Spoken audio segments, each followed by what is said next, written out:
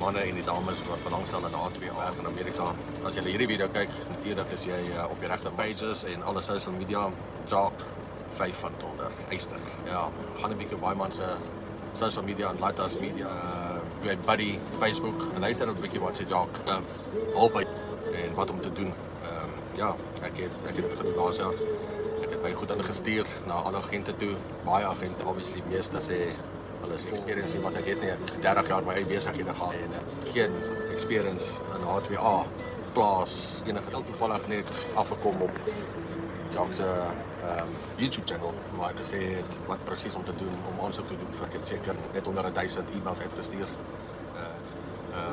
Ek het 'n kontak gekry. Dit is nie maklik gekom nie.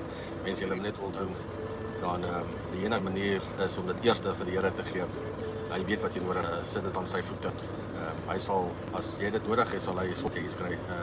Jock is obviously, ek glo, die wissel wat die Here gebruik met al sy goed wat hy het. En ek sit hier so, ek is 3 weke oor in my eerste jaar en die plaas wat ek is, lekker, ek het al gehoor, ander plekke is nie lekker nie. Hier so ver is dit baie lekker, ek het moeilik in dit. Die attitude moet net reg wees.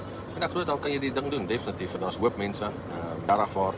En soos ek sê, 'n stukkie video kyk wat ek doen is, dan is jy klaar op die regte kanale. Dis nie dat Jock vir jou werk gaan kry nie. Hy gaan net vir jou rigting gee, die wysheid gee en baie belangrik die goed wat hy daar sit. Volg al die stappe. Moenie net 2 of 3 doen nie. Volg alles wat hy daar vir jou sê en dit. As jy glo dan jy sal regkom. Ek moet ook daarby sê as mense en dit is ek gaan nou seker onder die jack geskof voor daaroor.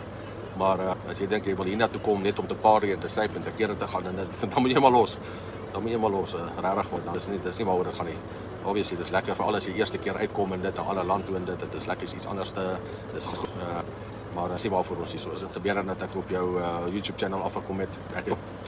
En ja, ons gesels maar gereeld met mekaar en dit. So well done my brother. Was hy laaste bietjie werk en dan is dit so 'n paar weke